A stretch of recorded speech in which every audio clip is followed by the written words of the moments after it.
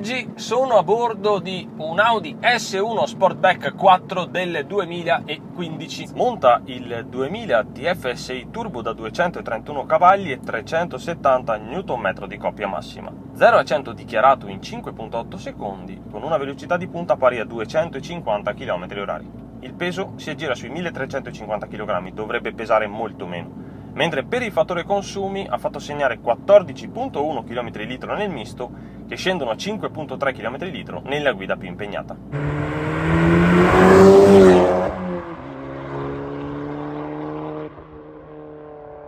Il 2000 TFSI propulsore EA888 di terza generazione che equipaggiava la Golf GTI 7 e la Leon Cupra è uno dei dettagli principali del progetto S1. La coppia è abbondante già dai 2000 giri al minuto, con un tiro bello costante fino ai 6500 giri e via verso velocità davvero oscene in poche centinaia di metri. Con picco pressione di sovralimentazione a 1.4 bar di serie ed Audi Valve Lift System, ovvero le alzate delle valvole a due fasi, questo 2 litri è sofisticato e ben disposto verso le modifiche che immancabilmente vado ad elencarvi. Ormai autostock non ne provo più. Inlet turbo maggiorato, aspirazione con filtro BMC a pannello, scarico completo Bull X Ego X con 200 celle e valvole a controllo elettronico. Controller trazione 4 DSA con funzione trazione anteriore integrale, kit power flex e modifica alle semiasse posteriore sinistro per ovviare ad un problema congenito del modello. I lavori sono stati eseguiti sia dal proprietario stesso che da Grex Garage Milano, mentre la mappatura elettronica è stata affidata a Digitun. 2 le mappe disponibili con potenza massima fissata a 330 cavalli. In abbinata troviamo il cambio manuale a 6 rapporti con basamento in magnesio che consente di cucirsi addosso la guida di questa piccola bombetta.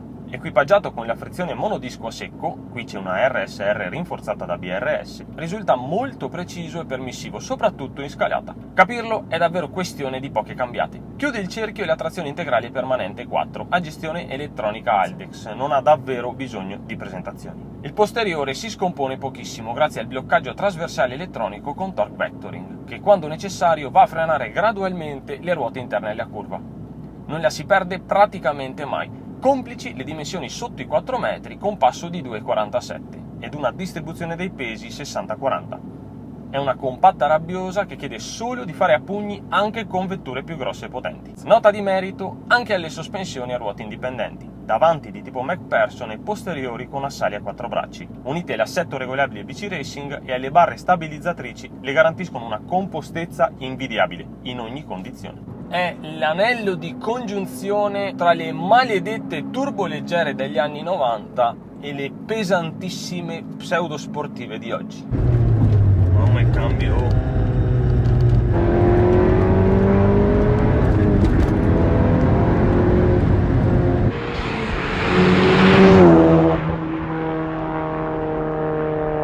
Nel 2010 Audi entrò sul mercato con la sua proposta per le compatte segmento B, contrastando le vendite di Mini ed Alfa Romeo Mito. Basata sul pianale PQ25, venne offerta con svariati allestimenti e motorizzazioni. Dopo 5 anni era tempo di restyling ed il reparto Audi Sport, già attivo con la Limited Edition A1.4, la più potente in assoluto per il modello, riprese in mano la denominazione S1. Chiaramente ben lontana da ciò che significò nella storia dei rally, la S1, disponibile sia a 3 che a 5 porte, fu senza dubbio un'alternativa estremamente valida rispetto alla concorrenza.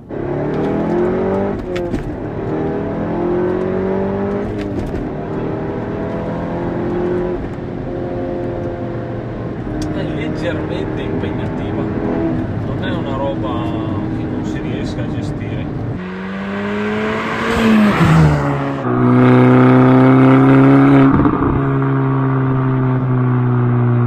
Il design dell'S1 Sportback attinge probabilmente dalle migliori linee della casa dei 4 anelli. Nascendo di fatto con la restyling, guadagna un frontale aggressivo con la tipica griglia single frame, prese d'aria maggiorate e fari Xenon Plus. Lateralmente differisce solo nelle minigonne da una semplice A1, mentre al posteriore spicca lo spoiler al tettuccio e l'estrattore a contrasto che ingloba i tipici 4 terminali, segno distintivo dei modelli marchiati S, così come le calotte argento degli specchietti. Quella in prova oggi ha uno stacco cromatico meraviglioso, un giallo carichissimo col tetto nero a contrasto, una sorta di ape mai a sputafuoco. sostituiti i cerchi dedicati con dei boli CSR Crystal Silver da 18 pollici, così come l'impianto frenante. All'anteriore monta dischi da 312 mm Brembo Extra, mentre al posteriore troviamo dei 310 mm derivati Audi TTS. Salendo a bordo la qualità è sempre da riferimento. La plancia pulita e minimal ha ancora tratti analogici con il piccolo schermo che sbuca appena sopra le bocchette d'aria circolari. Bellissimi sedili a guscio, delle sedute davvero comode ed avvolgenti il giusto, con una posizione di guida perfetta.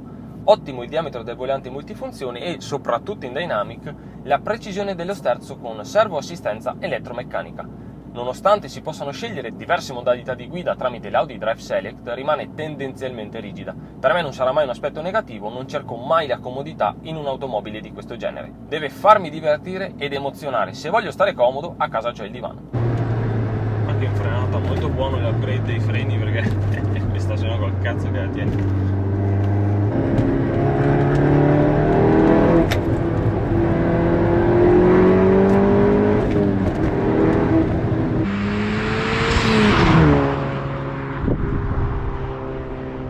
Con un prezzo di lancio pari a 32.650 euro circa, si inserì a gamba tesa contro le sportive compatte. Le principali rivali erano l'Opel Corsa OPC, la Mini John Cooper Works, la Citroën DS3 Racing e la Volkswagen Polo R, tutte con potenze inferiori. Se guardiamo i modelli nati successivamente come il 20N o la Fiesta ST MK8, c'è ben poco che possano fare per contrastarla. Nel misto stretto hanno tutte una possibilità, ma quando si allunga e le velocità di percorrenza salgono, la cara vecchia trazione 4 le garantisce una marcia in più.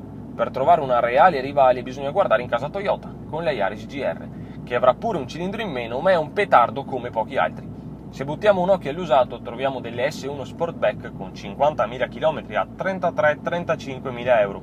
Praticamente costano più del nuovo di 8 anni fa.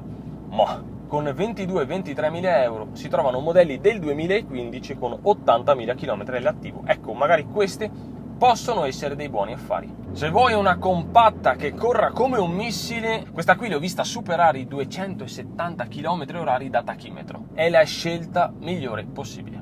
Sul dritto è tanto cattiva, la potenza c'è tutta, nel misto la butti dentro come vuoi, salta di qua, salta di là, scompone veramente poco.